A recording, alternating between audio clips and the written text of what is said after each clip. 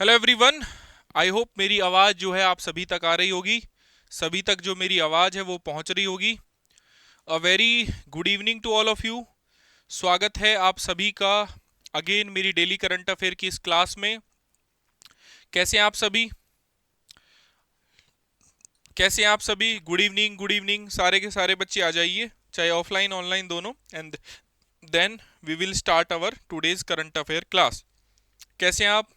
Good evening. चलिए, तो कल जो आर्टिकल्स हमने देखे तो मैंने सारे के सारे आर्टिकल्स आपको बता दिए थे, और इसकी जो पीडीएफ है वो मैंने आपको डाल दी थी टेलीग्राम चैनल पर। ठीक है, तो आज देखते हैं कि द हिंदू और इंडियन एक्सप्रेस में ऐसे कौन से आर्टिकल हैं जो हमें काम आने वाले हैं, जो हमारी यूपीएससी के पर्सपेक्टिव से काफ़ी महत्वपूर्ण साबित हो सकते हैं। तो बच्चे पूछ रहे हैं सर आप कैसे हो? मैं बहुत बढ़िया। And what about you? You all are fine, I hope you all are fine. चलिए, थैंक यू फॉर आस्किंग। ठीक है, बिल्कुल बिल्कुल, व्हाई नॉट। तो चलिए, सबसे पहले हम बात करते हैं रिटेल इन्फ्लेशन की। ये फिर से न्यूज में आया है। ठीक है, अब देखो, इन्फ्लेशन के बारे में मैं आपको इतना ज़्यादा पढ़ा चुका हूँ। अगर आप देखोगे तो मैंने इन्फ्लेशन पर अलग से वीडियो बना दी है। इन्फ्लेशन के बारे में मैं कई बार क्लास में भी बता चुका हूँ।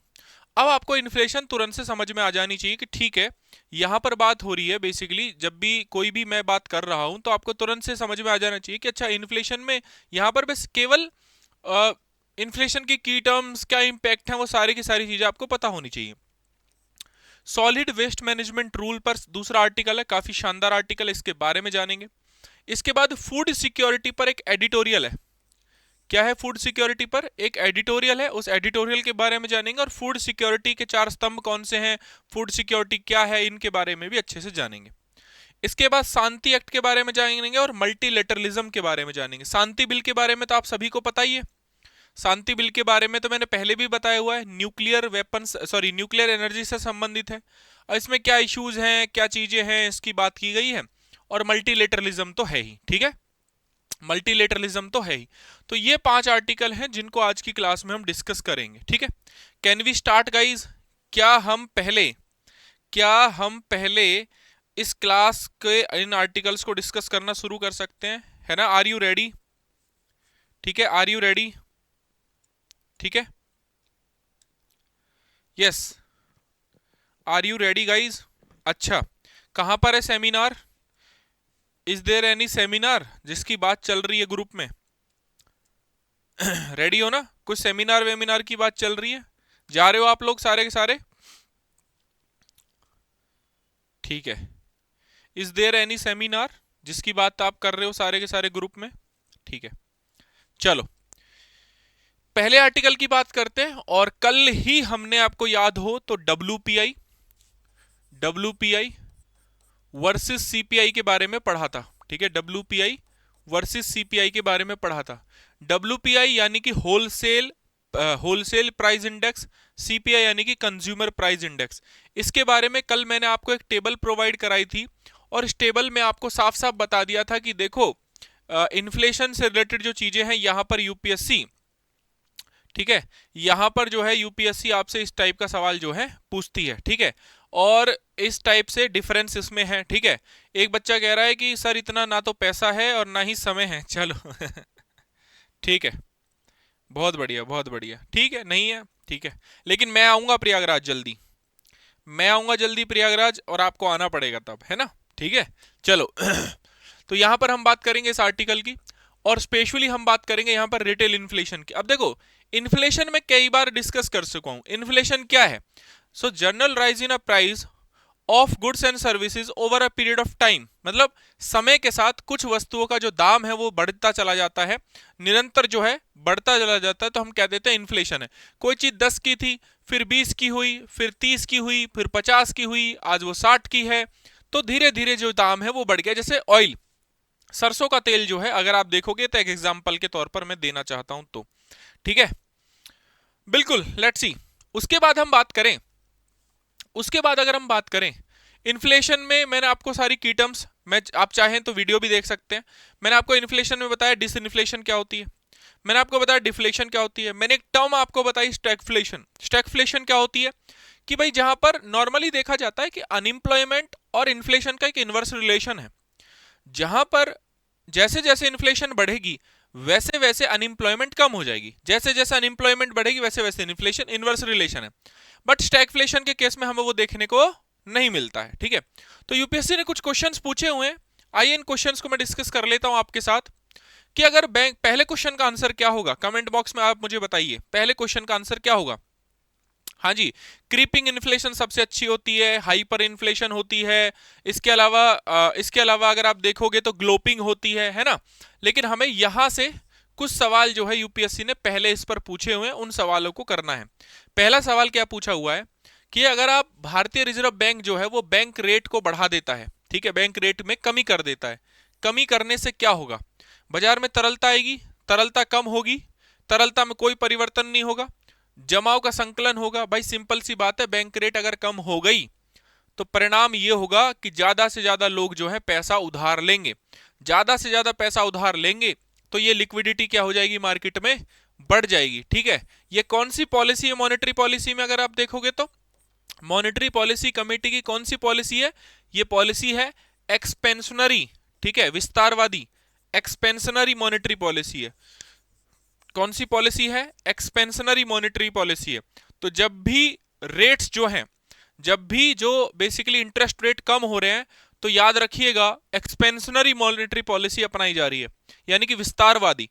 और जब भी रेट बढ़ रहे हैं तो संकुचित मॉनेटरी पॉलिसी अपनाई जा रही है, यानी कि कॉन्ट्रैक्शन जिसको हम बोलते हैं। ठीक है, एक न्यूट्रल भी होती है, ना बढ़ाए जाते हैं ना कम होते हैं। तो इसलिए मैंने 3 टाइप के स्टैंस आपको, पॉलिसी स्टैंस बताए थे, याद अगर हो, देखो सबको याद होना चाहिए, अब रिवीजन का टाइम है, अगर आपको नहीं है तो क्या हो सकता है, फिर हम कर ही क्या सकते हैं।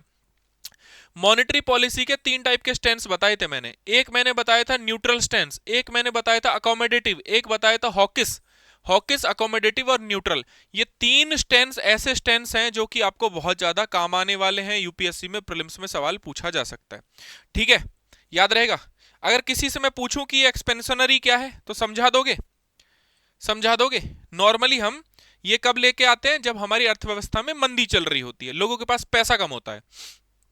ये सवाल यूपीएससी का है 2020 का, सीपीआई और डब्ल्यूपीआई कल ही समझाया है। ठीक है, देखो लास्ट ऑप्शन पढ़ो, आरबीआई ने अब डब्ल्यूपीआई को मुद्रास्फीति के कारक के रूप में माना है। तीसरा तो वैसे ही गलत हो गया, क्योंकि कल ही मैंने बताया कि सीपीआई को मानता है और 4 ± 2 के हिसाब से इसको टारगेट करता है। डब्ल्यूपीआई में सेवाओं की कीमतों में परिवर्तन को शामिल नहीं करता है, जबकि सीपीआई करता है। यही मैंने डिस्कस किया था कि डब्ल्यूपीआई हर तरीके से, डब्ल्यूपीआई में सेवाएं आ ही नहीं सकती क्योंकि सेवाएं थोक में नहीं होती, इसलिए यहां पर क्या है, डब्ल्यूपीआई सेवाओं को शामिल नहीं करेगा और सीपीआई करेगा, क्योंकि थोक में सेवाएं नहीं हो सकती, वस्तुएं हो सकती हैं। तो सेकंड ऑप्शन ठीक है, तो मतलब ये कट गया, ये कट गया, सेकंड ठीक है, मतलब अभी ए और बी हो सकता है। उपभोक्ता मूल्य सूचकांक में खाद्य पदार्थों का भारांश थोक मूल्य सूचकांक की तुलना में अधिक होता है, ये बात में सही है, इसलिए यहां पर जो करेक्ट आंसर है वो आप क्या देंगे, ए देंगे। ठीक है, ज्यादातर बच्चे क्या देंगे आंसर, ए देंगे, बिल्कुल सही है, जो भी बच्चा ए बोल रहा है दे ऑल आर करेक्ट। ठीक है, एज सिंपल एज दैट। ठीक है, चलिए पीवाईक्यू करवाऊंगा आप जल्दी। ठीक है, 2020 में एक सवाल और, देखो कितना अच्छा सवाल पूछा है, एक्सपेंशनरी मॉनेटरी पॉलिसी से सवाल पूछा है, आंसर बताना जरा, वेट कर लेता हूं इस बार। पहला ऑप्शन क्या कह रहा है, पहला ऑप्शन ये कह रहा है कि वैधानिक तरलता अनुपात में कटौती और उसे अनुकूलित करना, है ना, मतलब विस्तारवादी नीति को अपनाने का निर्णय करता है, तो निम्नलिखित में से वो क्या नहीं करेगा, नहीं करेगा, है ना। देखो एक्सपेंशनरी का मतलब क्या है, एक्सपेंशनरी का मतलब है reduce the interest rates, interest rate को रिड्यूस कर देना, ये एक्सपेंशनरी है। तो जहां रिड्यूस हो रहा वो नहीं करेगा, क्या नहीं करेगा, एक्सपेंशनरी को अपना रहा है तो क्या नहीं करेगा, मौद्रिक नीति को अपनाने के लिए वह निम्नलिखित में से क्या नहीं करेगा। ठीक है, एक्सपेंशनरी मॉनेटरी पॉलिसी को अपनाने के लिए क्या नहीं करेगा। अब देखो कहीं वृद्धि हो रही है क्या, एमएसएफ में वृद्धि हो रही है तो ये नहीं करेगा। कटौती, बैंक दर रेपो दर में कटौती करना, उसे यहां पर एसएलआर में कटौती, उसे अनुकूलित करना, ये काम करेगा, इसलिए यहां पर करेक्ट आंसर क्या बन जाएगा, बी। क्यों, क्योंकि रिड्यूस नहीं करेगा। ठीक है, बढ़ाएगा नहीं किसी चीज को, रिड्यूस ही रिड्यूस करेगा, इसलिए बी आंसर बिल्कुल सही है। Good evening, good evening Guruji.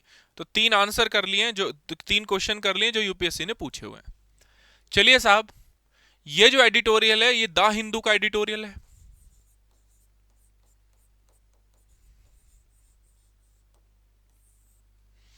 The Hindu का ये एडिटोरियल ये बात कर रहा है कि ओवरऑल अगर हम प्रोडक्शन देखें, दलहन का प्रोडक्शन है ना, प्रोडक्शन ऑफ पल्सीज अगर हम देखें तो 3 लाख टन होना चाहिए। होता कितना है? 2.5 लाख टन। तो जो 50 जो लाख का जो गैप बचा है ना, ये हम क्या करते हैं? आयात करते हैं। ठीक है, इसकी बात कर रहा है। तो ऐसे में यहां पर दालों को लेकर बात हो रही है, फूड सिक्योरिटी की, और पोषक तत्वों को लेकर यानी कि पोषण की बात हो रही है। ठीक है, इन 3-4 चीजों की बात हो रही है। यहां से हम सीधा पढ़ेंगे केवल एक आर्टिकल के बारे में या एक टॉपिक के बारे में, दैट इज फूड सिक्योरिटी। ठीक है, आप इसको कनेक्ट कर सकते हैं GS3 से, इवन GS1 में भी यहां से सवाल पूछा जा सकता है। फूड सिक्योरिटी को हिंदी में कहते हैं खाद्य सुरक्षा। ठीक है, खाद्य सुरक्षा। आइए 1 बाय 1 करके कुछ सवाल मैं आपसे पूछ लेता हूं। अगर मैं आपसे पूछूं खाद्य सुरक्षा का मतलब क्या है, what do you mean by food security, कोई बताएगा मुझे? Good night sir. बिल्कुल भाई, गुड नाइट। जाइए, सो जाइए, हमें कोई दिक्कत नहीं है। ठीक है, ठीक है, उठ के पढ़ लेना। खाद्य सुरक्षा का मतलब क्या है? छोटी छोटी बातें पूछता हूं। सबसे पहले पूछ रहा हूं व्हाट इज फूड सिक्योरिटी। तो इसका मतलब प्रत्येक व्यक्ति को हर समय, प्रत्येक व्यक्ति को हर समय फूड की पोषक तत्वों के साथ पर्याप्त मात्रा में सुरक्षित एवं पोषक भोजन उपलब्ध हो और वह सक्रिय और स्वस्थ जीवन जी सके, यह है खाद्य सुरक्षा। मतलब खाद्य सुरक्षा का मतलब यह है कि जब भी कोई व्यक्ति कुछ भी मांगे, ठीक है, जब भी कोई व्यक्ति जो भोजन मांगे, एक तो हर समय उसके लिए अवेलेबल रहे, जो भी रहे पोषक युक्त रहे, सुरक्षित रहे, इसको हम कहते हैं खाद्य सुरक्षा। क्या कहते हैं इसको? खाद्य सुरक्षा। इसके 4 स्तंभ होते हैं। खाद्य सुरक्षा के कितने स्तंभ होते हैं बेटा? 4 स्तंभ होते हैं, यानी कि 4 पिलर्स पर यह काम करता है। कौन कौन से 4 पिलर्स होते हैं बेटा? पहला जो पिलर है that is availability. Food is available to all, है ना। जो फूड है वो सभी के लिए अवेलेबल होना चाहिए, उपलब्धता जो है उसकी सभी के लिए होनी चाहिए। ठीक है।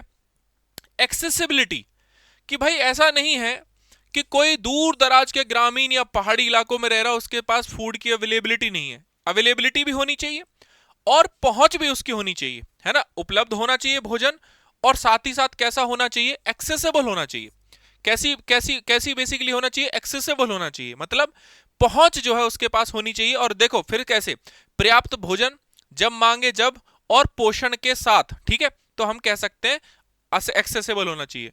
यूटिलाइजेशन भी, उपयोग और स्टेबिलिटी के साथ। ठीक है, तो ये 4 ऐसे स्तंभ हैं जिनके आधार पर हम कह सकते हैं कि जो FAO के अनुसार जो है, FAO के अनुसार, ठीक है, हम ये कह सकते हैं कि ये 4 स्तंभ है किसके?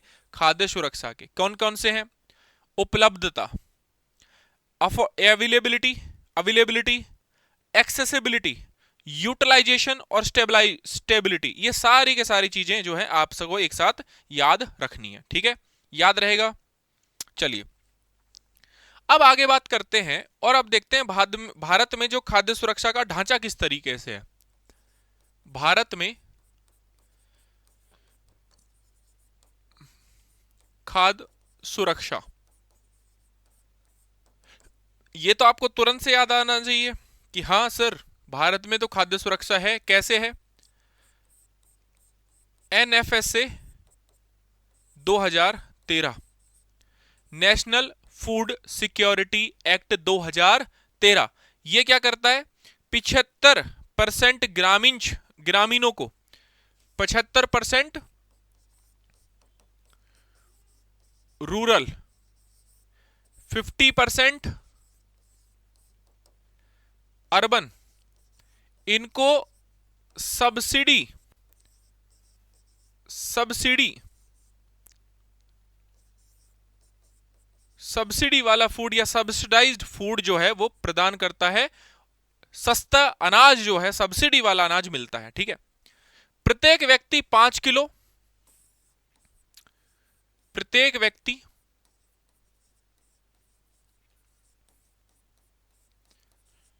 5 किलो, अंत्योदय इस परिवार में टोटल कितना जाता है 35 किलो। अंत्योदय परिवार को कितना मिलता है 35 किलो, याद रहेगा, अंत्योदय परिवारों के लिए 35 किलो और गर्भवती महिलाओं के लिए लाभ यहां पर मिलते हैं। ठीक है, इसके बाद यहां पर संस्थागत तरीके से अगर हम देखें, इंस्टीट्यूशनलाइजेशन अगर हम देखें,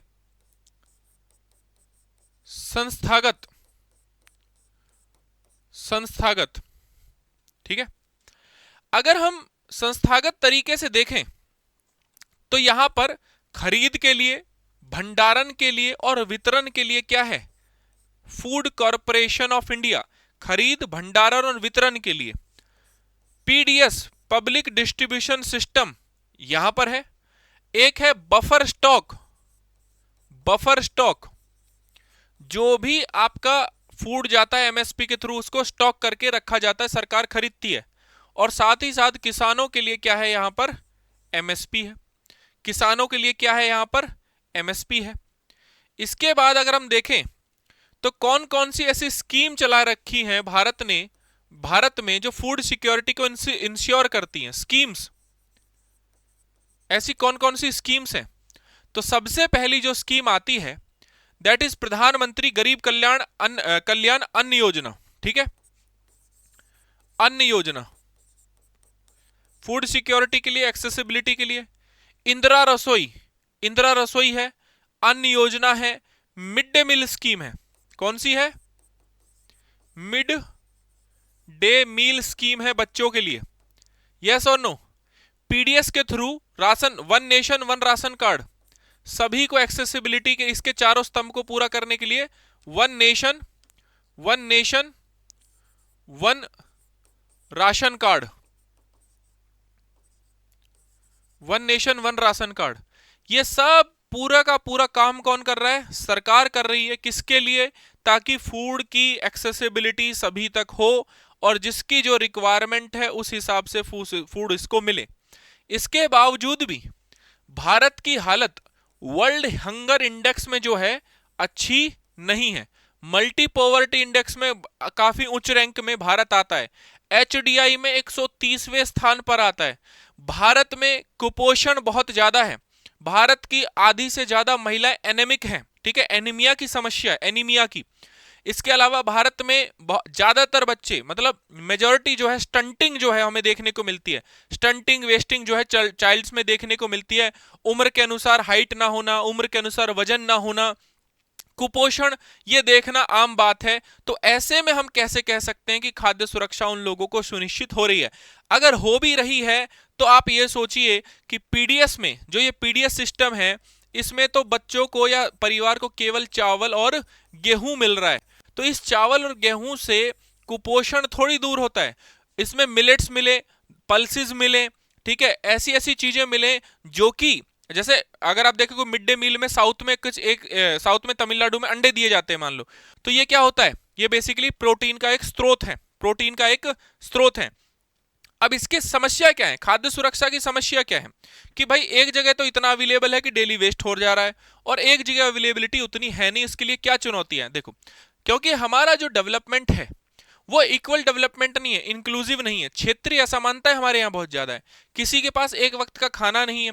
जैसे अगर आप देखोगे तो एक न्यूज चैनल है, उसने मुसहर नाम के जो लोग हैं यूपी में या बिहार में, सॉरी, उनके ऊपर एक डॉक्यूमेंट्री बनाई थी। देखो उनके पास खाने की अवेलेबिलिटी तक नहीं है इस बार। ठीक है, पोषण की सुरक्षा, हिडन हंगर है, मतलब लोग खाना तो खा रहे हैं, पेट तो भर रहा है, लेकिन हिडन हंगर मतलब जो पोषण चाहिए वो पोषण की प्राप्ति उनको नहीं हो रही है।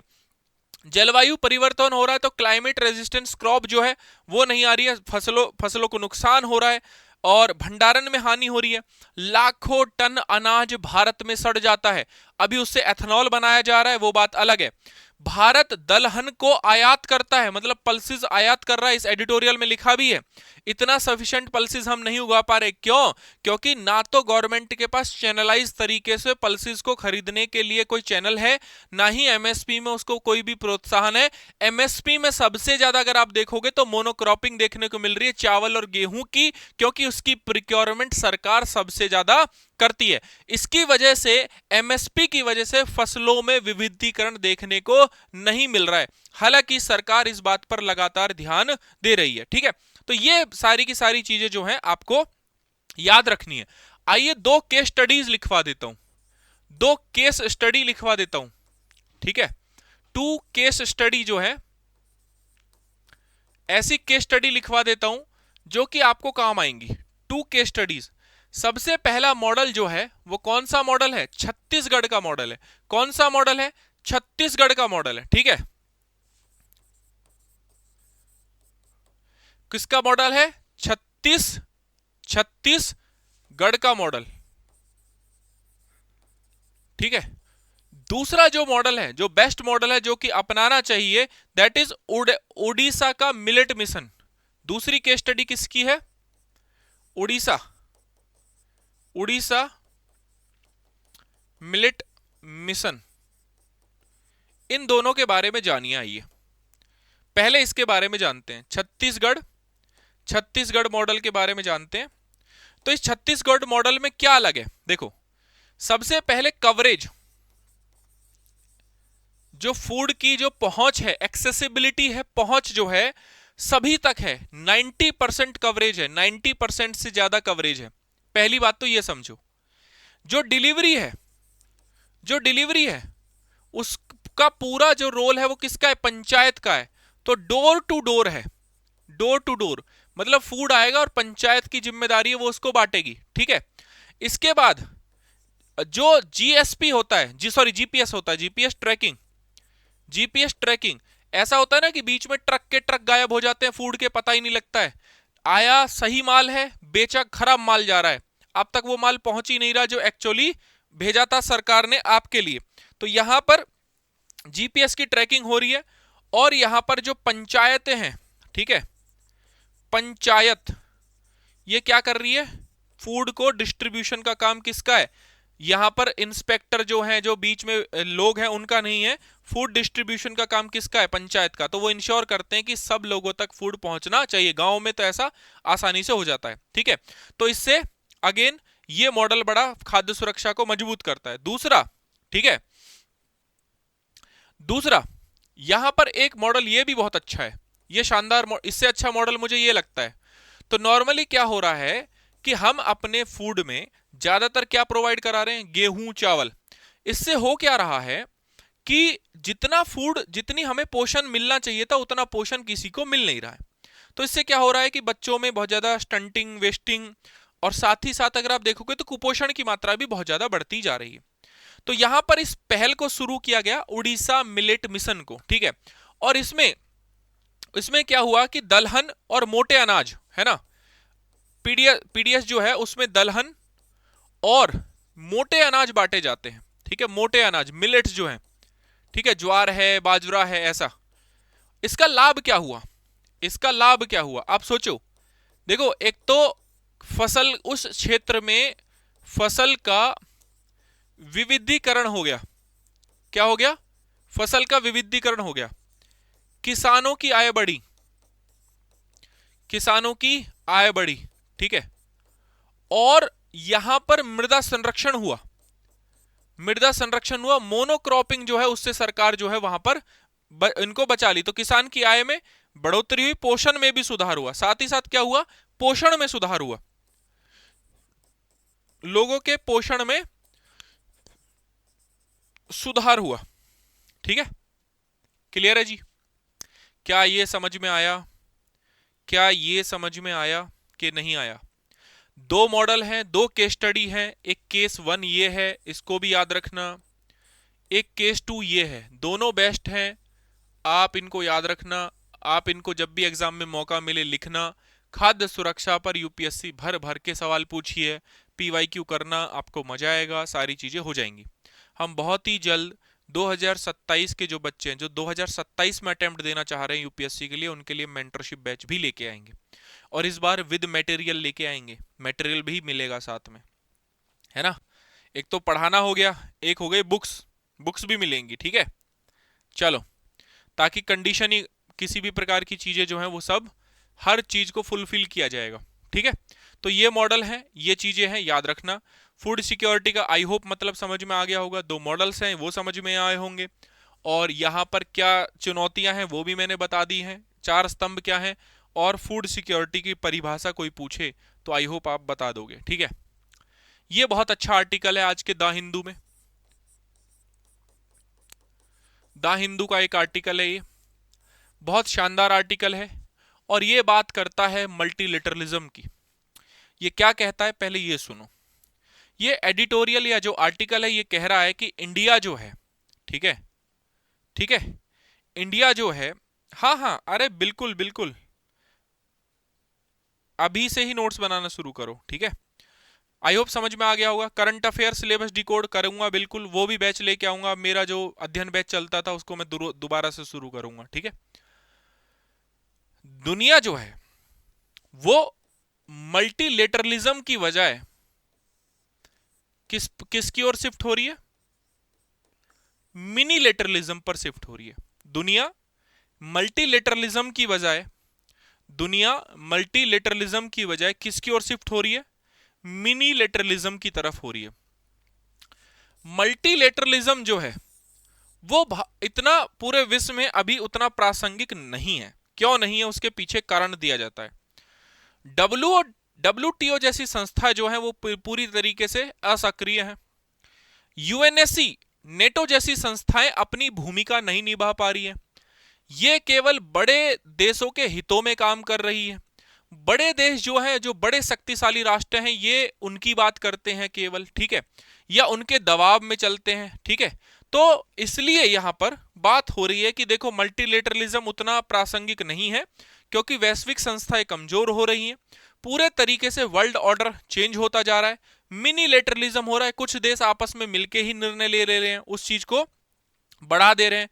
देश में पूरे विश्व में व्यापार जो अगर आप देखोगे तो व्यापार युद्ध या नॉर्मली युद्ध की स्थिति बनी हुई है। भू राजनीतिक जो है वो प्रतिस्पर्धा काफी बढ़ रही है। तो यहां पर ये सारी की सारी चीजें बताएं, और उसमें बताया कि भारत को क्या करना चाहिए, ठीक है। तो चलो हम तो देखो इसको आईआर के हिसाब से पूरा पढ़ेंगे, ठीक है। आईआर के हिसाब से आप इसको कनेक्ट करोगे GS2 से, और GS2 का सेक्शन कौन सा है भाई जिससे कनेक्ट करोगे? International relation. तो सबसे पहले मैं आपसे यही पूछूंगा कि एक कोट आपको याद होना चाहिए, जो कि यूनाइटेड नेशन ने कहा है कि मल्टीलेटरलिज्म यानी कि जो बहुपक्षवाद है या बहुलवाद है, ये इज नॉट एन ऑप्शनल, ये कोई आपका एक ऑप्शन नहीं है, but a necessity for a better future. बहुत भविष्य के लिए, है ना, एक बेहतर भविष्य के लिए हमारी क्या है? आवश्यकता है, जरूरत है। ये किसने कहा है? यूनाइटेड नेशन ने। तो यूनाइटेड नेशन का कोट है, इसको कहीं लिख लीजिएगा, नोट कर लीजिएगा। यूनाइटेड नेशन ने कहा है कि multilateralism is not an optional but a necessity for better future, but a necessity for a better future, ठीक है, याद रहेगा। तो बहुपक्षवाद अगर मैं पूछूं तो क्या है बहुपक्षवाद? जैसे पहले अगर मैं यही पूछ लेता हूं, चलो बहुपक्षवाद क्या है या मल्टीलेटरलिज्म क्या है? मल्टीलेटरलिज्म क्या है? बहुलवाद क्या है? बहुपक्षवाद क्या है? ठीक है, पहले तो यही बता दो। क्या भारत, सॉरी, क्या पूरा विश्व कभी दो ध्रुवों में बटा था कि नहीं बटा था? एक ध्रुव था भाई, एक और थी यूएसए, एक और था यूएसएसआर, और एक त्रिध्रुव और बना था, एक थर्ड पोल और बना था कि ना हम इनके साथ रहेंगे, जिसमें भारत भी था, और इनको कहा गया था गुटनिरपेक्ष की नीति। क्या है? गुटनिरपेक्ष की नीति, ठीक है। चलो, तो अगर इसकी प्रॉपर डेफिनेशन लिखनी है जो आपको कल को याद भी रहे, और जब आप देखो सिंपल सी बात है, कंटेंट बकैती के लिए थोड़ी है, आपको बता दें, आपने सुन लिया, वीडियो देख ली और आप संतुष्ट हो गए, इस बकैती के लिए थोड़ी कंटेंट। जो क्लास आप ले रहे हो, जो चीजें आप पढ़ रहे हो, जो टॉपिक आप पढ़ रहे हो, डायरेक्टली कोरिलेशन आपका यूपीएससी के एग्जाम से, पहली बात तो ये। दूसरी बात, जो कंटेंट आज यहाँ पर पढ़ रहे हो कल को वो क्वेश्चन की फॉर्म में दिखाई देगा तो लिखोगे क्या? ठीक है, लिखोगे क्या जब कुछ होगा ही नहीं तो क्या लिखोगे? तो इसलिए हमें क्या करना है कि जो कंटेंट हमें बनाना है वो इस तरीके का बनाना है जो एग्जाम में काम आए। बकायदे के लिए दूसरी क्लासेस देखा करो। ठीक है, तो बहुपक्षवाद वह व्यवस्था है, लिखो, यह वह व्यवस्था है, बहुपक्षवाद वह व्यवस्था है जिसमें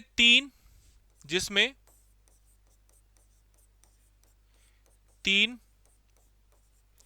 या अधिक देश, जिसमें 3 या अधिक देश आपसी सहयोग,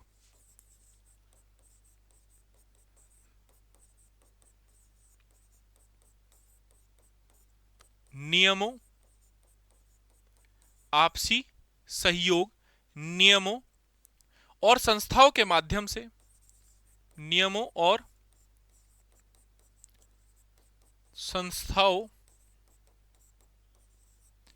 के माध्यम से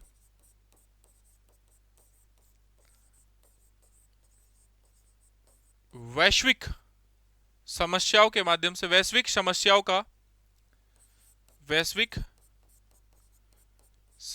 का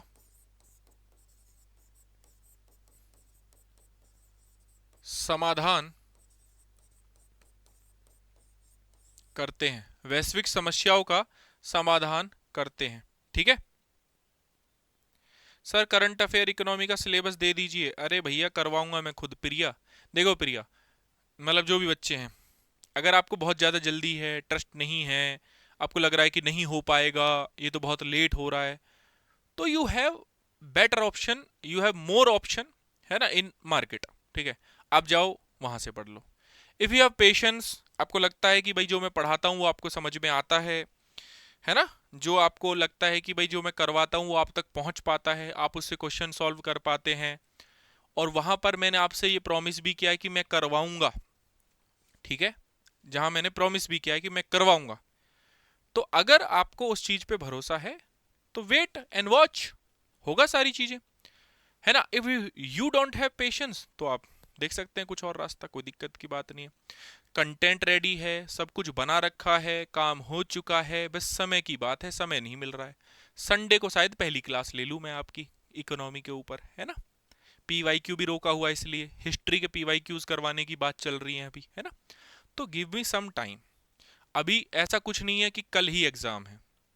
स्टेटिक पे ध्यान दो, करंट अफेयर मैं करवा दूंगा, दैट इज माय रिस्पॉन्सिबिलिटी, वही तो बता रहा हूं। ठीक है, चलो अब सबसे पहले इसमें एग्जाम्पल्स कौन कौन से हैं, उदाहरण कौन से हैं, जैसे WTO है, जैसे IMF है, जैसे यूनाइटेड नेशन है। ठीक है, ये सब क्या है, मल्टीलेटरलिज्म के अच्छे एग्जाम्पल है। WHO भी इंक्लूड कर दो और लिख दो एंड में एटसेट्रा, क्या लिख दो, एटसेट्रा। ठीक है, एटसेट्रा, G20, ब्रिक्स, ये सब क्या मल्टीलेटरलिज्म के एग्जाम्पल हैं। तो इसके सिद्धांत क्या है, किन प्रिंसिपल्स पे ये काम करता है, आइए उन प्रिंसिपल्स को देख लेते हैं। ठीक है, पहला प्रिंसिपल है सार्वभौमिक समानता, सभी राष्ट्र समान माने जाते हैं। देखो अब ये सबसे बड़ी समस्या, इस चीज पर भी बहस हो सकती है, सभी राष्ट्र समान कैसे माने जा सकते हैं, दिक्कत इस बात की है ना। मल्टीलेटरलिज्म, मैंने क्या कहा, वर्ल्ड मल्टीलेटरलिज्म के बजाय किसकी ओर बढ़ रहा है, मिनीलेटरलिज्म की ओर बढ़ रहा है।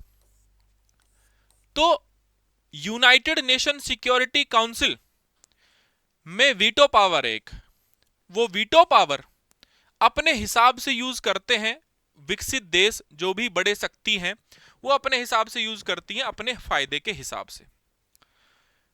समान राष्ट्र अगर माना जाता तो पाकिस्तान के खिलाफ कार्रवाई होती, समान राष्ट्र अगर माना जाता तो पैलेस्टीन के साथ ऐसा नहीं होता, समान राष्ट्र अगर माना जाता तो वेनेजुएला के साथ ऐसा नहीं होता जैसा यूएसए ने किया है अपने हित में, समान राष्ट्र अगर माना जाता तो ईरान में ऐसा नहीं होता जैसा यूएसए कर रहा है। ना जकोपा से वो पीछे हटता, ना ईरान के पीछे पड़ता, ना इतनी इंस्टेबिलिटी वहां पर बनाता। ठीक है, लेकिन ये मुख्य स्तंभ है, मेन प्रिंसिपल्स हैं किसी भी मल्टीलेटरलिज्म के। तो मैं काउंटर आर्ग्यूमेंट्स भी साथ साथ देता चला जा रहा हूं। मैं क्या कर रहा हूं, मैं आपको मल्टीलेटरलिज्म के जो मेन 5 प्रिंसिपल है उनको भी बता रहा हूं, साथ ही साथ इसका काउंटर आर्ग्यूमेंट भी दे रहा हूं, ताकि कल को आपका जो थॉट प्रोसेस है इस टॉपिक पर वो होलिस्टिक तरीके से डेवलप हो जाए। ठीक है, तो पहला क्या है, समानता, सार्वभौमिक समानता, मतलब सभी राष्ट्रों को समान माना जाएगा, ये पहली बात है। लेकिन क्या ऐसा है वास्तव में? काउंटर आर्गुमेंट देंगे तो क्या वास्तव में ऐसा है? नहीं है। ईरान एग्जाम्पल है, वेनेजुएला एग्जाम्पल है, पैलेस्टीन ऐसा एग्जाम्पल है, पाकिस्तान ऐसा एग्जाम्पल है, भारत के साथ ऐसा एग्जाम्पल है। अगर समान राष्ट्र माना जाता, बाइज्ड नहीं होते ये मल्टीलेटरल इंस्टीट्यूशन, तो जो विश्व में कोविड आया है उस पर सबसे बड़ा क्वेश्चन मार्क खड़ा होता है डब्ल्यूएचओ पर। अगर ये सारे के सारे इंस्टीट्यूशन बहुत ही न्यूट्रल तरीके से काम करते, तो आप ये सोचिए कि आईएमएफ में रिफॉर्म की मांग कर रहा है भारत, तब तक वो रिफॉर्म हो जाने चाहिए थे, जहां पर कोटा राइट और वोटिंग राइट जो है आईएमएफ में भारत का चेंज हो गया होता। अगर ऐसा होता तो यूनाइटेड नेशन सिक्योरिटी काउंसिल में परमानेंट सीट मेंबर की बात कर रहा है भारत, जिसको अभी तक नहीं मिला उसको, ठीक है, तो वो हो चुका होता। अगर ऐसा होता है तो एफएटीएफ की ब्लैक लिस्ट में पाकिस्तान को डाल दिया जाता, क्योंकि वो आतंकवाद को एक्सपोर्ट करता है, बट ऐसा नहीं होता है। अगर ऐसा होता तो ईरान, यूएसए ईरान की सोवरेनिटी को कभी भी, संप्रभुता को कभी भी हानि नहीं पहुंचाता। अगर ऐसा है तो यूएसए कभी भी वेनेजुएला की संप्रभुता को हानि नहीं पहुंचाता। अगर ऐसा है तो यूनाइटेड जो डब्ल्यूटीओ है, यानी कि वर्ल्ड ट्रेड ऑर्गेनाइजेशन जो है, वहां पर जो है टोटल जो मेंबर्स हैं, बेसिकली जो एक जुडिशियरी बॉडी है, वहां पर 9 मेंबर होते हैं। वो यूएन पूरे तरीके से यूएसए के हाथ में है, पूरी तरीके से यूएसए उसको क्या करता, अभी तक अपॉइंट कर चुका होता, वो बॉडी पूरी तरीके से डेड पड़ी हुई है। अगर ऐसा है कि ये इंस्टीट्यूशन पूरी तरीके से बाइज नहीं है, तो आईएमएफ में 15% जो वोटिंग से ज्यादा राइट जो है किसके पास है? यूएसए के पास है।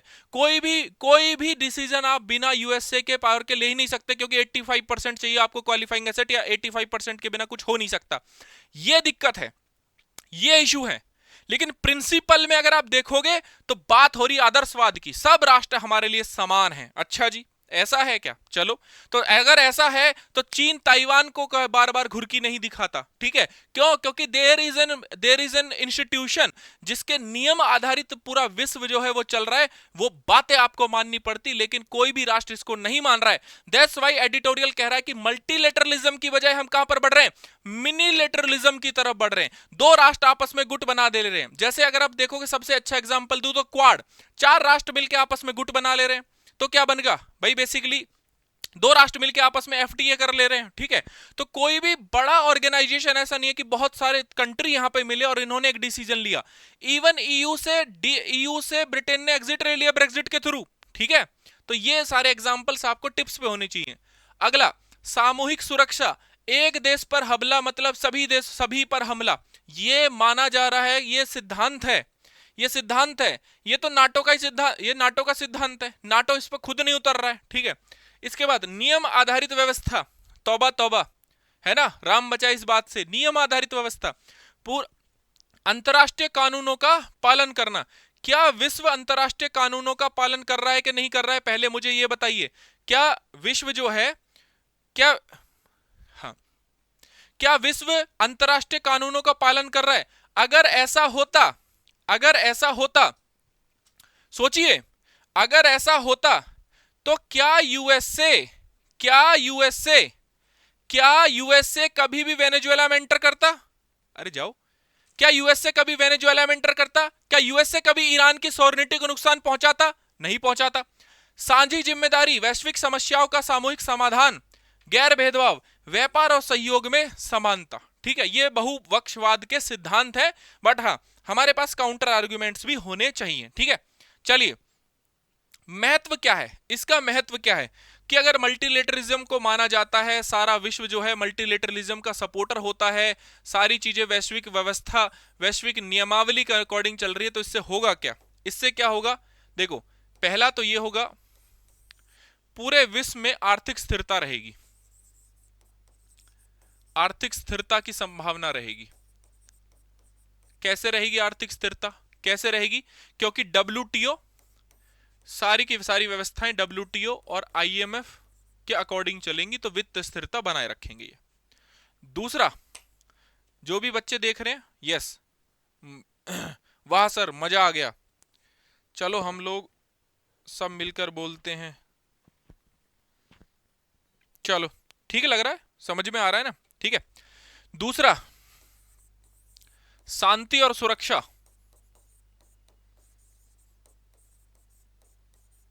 अगर ये चलता है तो शांति और सुरक्षा पूरे विश्व में जो है बनी रहेगी। क्यों?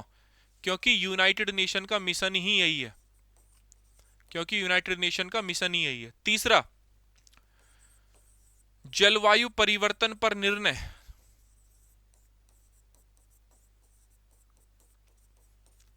ठीक है, पर निर्णय और विकसित देशों का सहयोग, ये हो जाता। ठीक है, और वैश्विक स्वास्थ्य सुनिश्चित होता, कोविड जैसी समस्या का पहले पता लगता। ये हमेशा बना रहता। ठीक है, ठीक है। लेकिन दिक्कत क्या है? बहुपक्षवाद कमजोर हो रहा है आज। क्या इश्यूज हैं, समस्याएं क्या क्या हैं?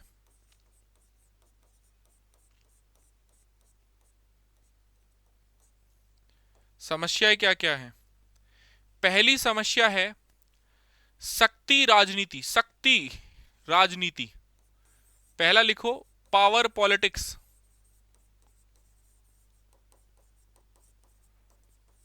USA versus China, UNSC veto power, ऐसा लिख लो। दूसरा, कॉन्ट्राडिक्शन।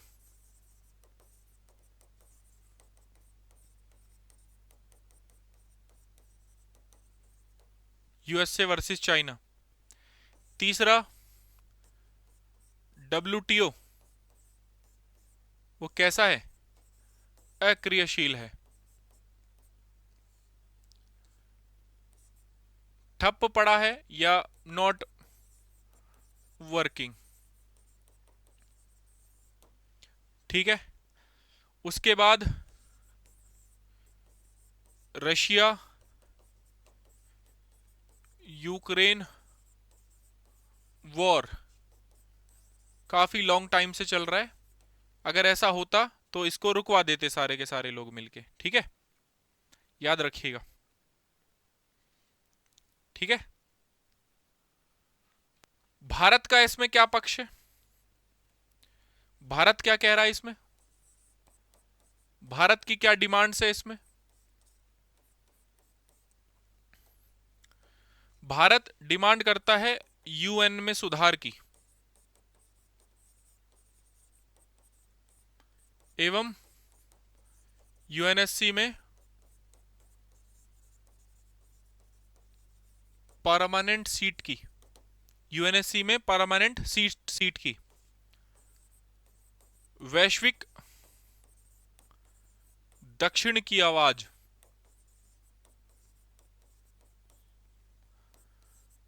जलवायु परिवर्तन के मुद्दे पर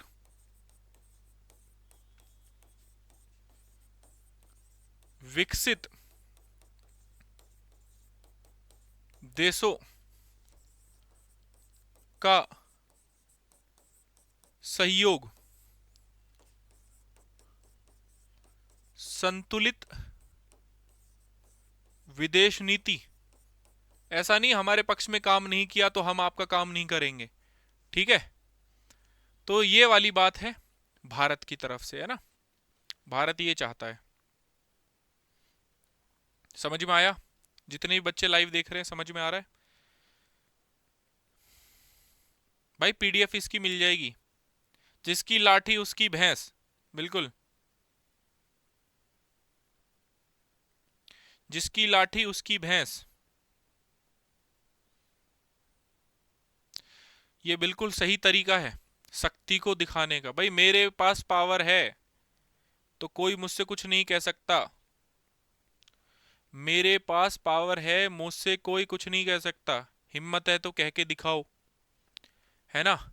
इसलिए United state of America Venezuela के प्रेसिडेंट को उठा लाया शक्ति के आधार पर।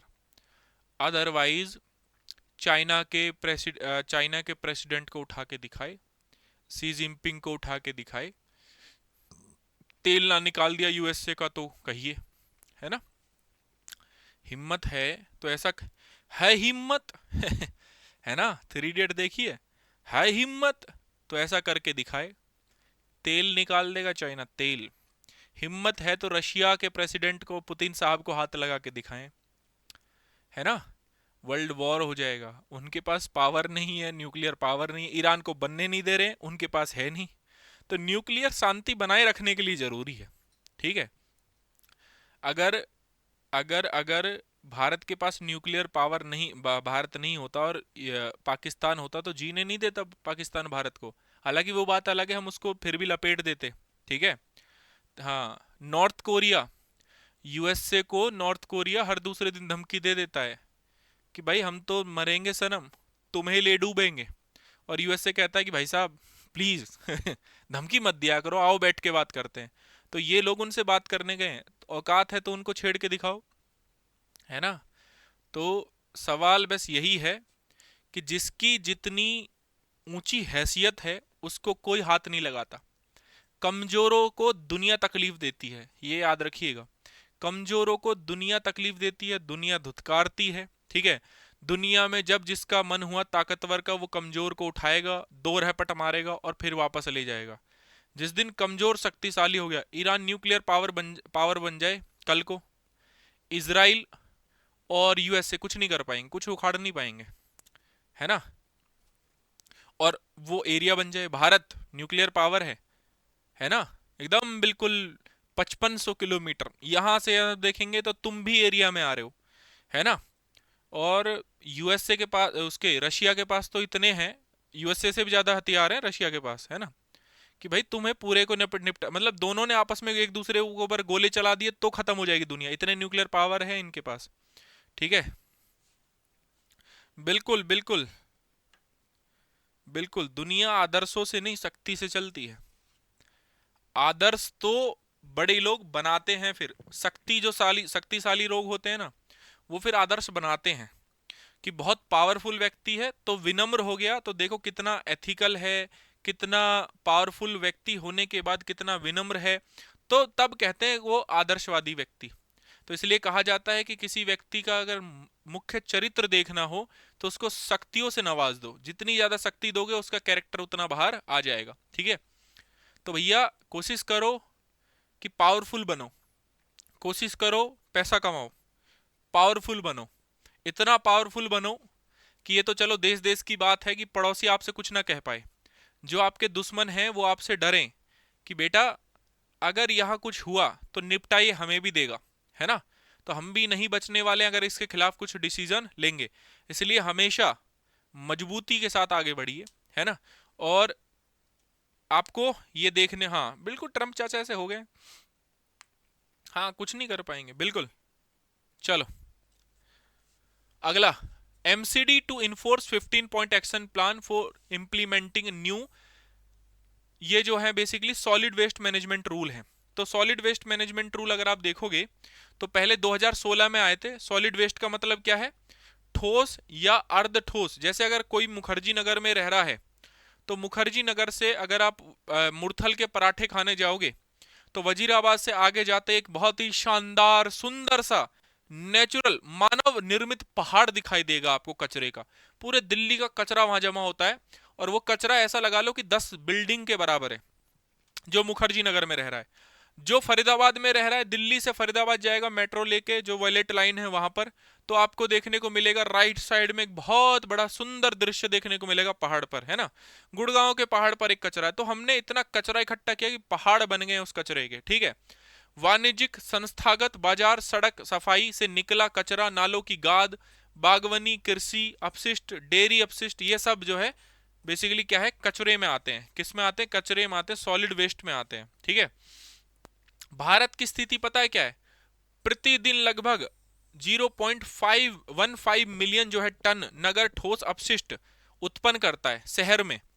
देश भर में 62 मिलियन टन कचरा उत्पन्न होता है, जिसमें प्लास्टिक देखोगे तो 5.6 मिलियन टन, खतरनाक कचरा 7 से 8 मिलियन टन, ई वेस्ट 15 लाख टन। ठीक है, समझे मेरी बात? बिल्कुल।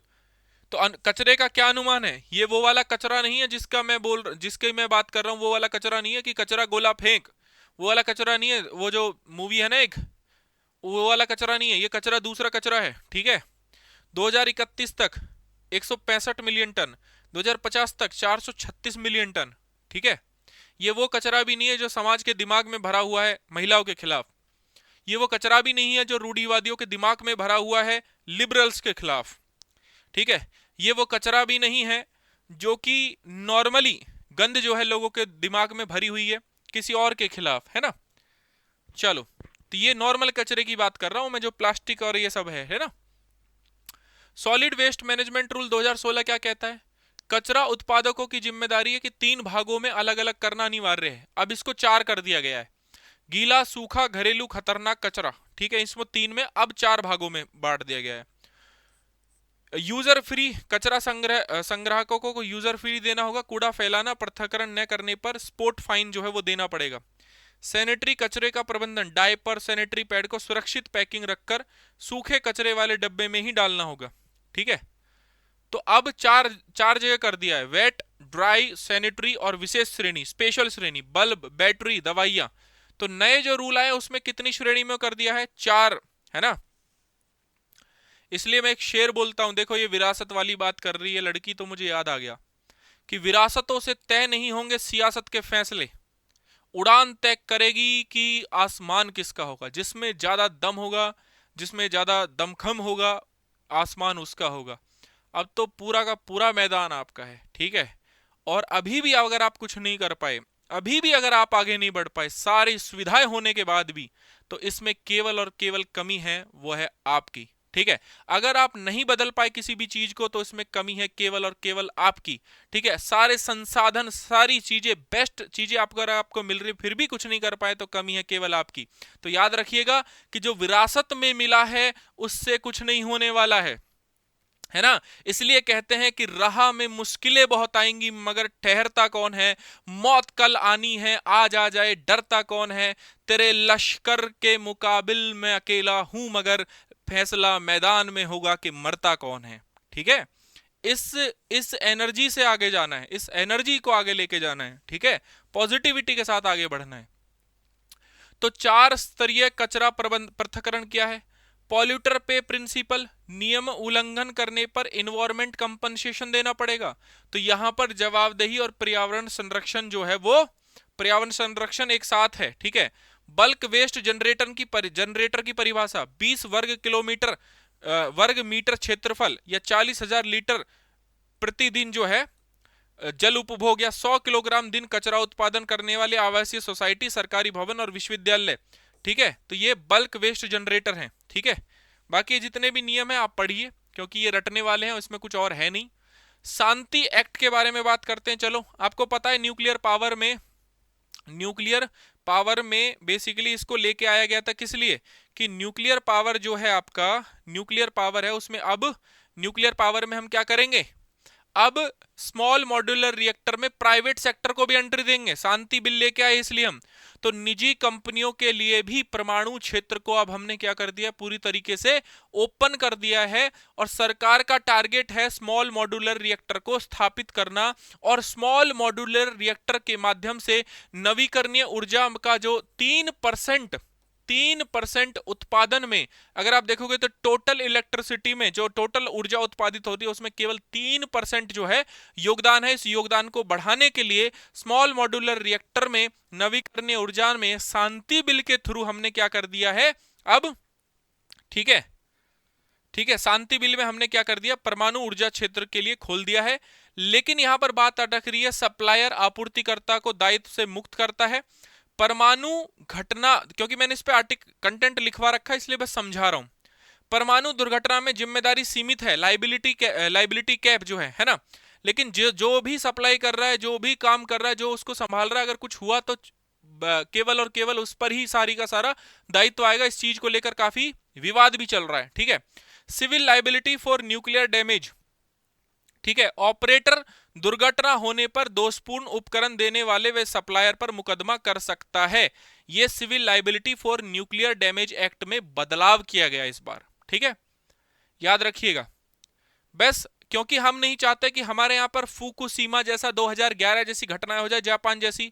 हम नहीं चाहते कि हमारे यहां पर चेरनोबिल टाइप का डिजास्टर हो जाए। इन डिजास्टर्स के बारे में जरूर पढ़ना, मजा आएगा आपको, है ना। तो 2047 तक सरकार का टारगेट क्या है भाई? न्यूक्लियर पावर से 2047 तक हम कितना जनरेट करेंगे? 100 गीगावाट। कितना जनरेट करेंगे? 100 गीगावाट जनरेट करेंगे, ठीक है, याद रखिएगा। अदरवाइज तो इसके बारे में सारी चीजें मैंने लिखवा रखी है ना। परमाणु ऊर्जा स्वच्छ ऊर्जा है, कार्बन उत्सर्जन कम करती है, ऊर्जा सुरक्षा आवश्यक है यहां पर। बट इशू क्या है कि ये इन्वायरमेंट को बहुत ज्यादा नुकसान पहुंचाती है, ठीक है। इसके बारे में सब लिखवाया हुआ है मैंने, ठीक है, इसलिए बस ऐड कर दिया इसको दोबारा से। तो किसी का कोई डाउट हो तो बता दीजिएगा कमेंट बॉक्स में। और आई होप ये आर्टिकल्स अच्छे से समझ में आए होंगे। स्पेशली फूड सिक्योरिटी और मल्टीलेटरलिज्म वाला तो बहुत ही शानदार आर्टिकल था, मुझे भी उसको पढ़ के बड़ा मजा आया, ठीक है। तो आई होप सारी डायमेंशंस अच्छे से समझ में आए होंगी, ठीक है। तो प्रीलिम्स की तैयारी लगातार जारी रखिए। और 2027 वाले बच्चों के लिए हम जल्द ही मेंटरशिप बैच अनाउंस करेंगे, अध्ययन बैच अनाउंस करूंगा, ठीक है। बहुत कुछ अनाउंस करने वाला हूं, बस थोड़ा सा समय दे दीजिए, ठीक है। और साथ जुड़े रहिए, ठीक है। सबसे बड़ी चीज है साथ रहना, साथ जुड़े रहना। और आप जाएंगे ही कहां बाकी तो, है ना, रहेंगे तो आप मेरे साथ ही, ठीक है। चलिए, thank you so much everyone, मिलते हैं नेक्स्ट क्लास में। Thank you.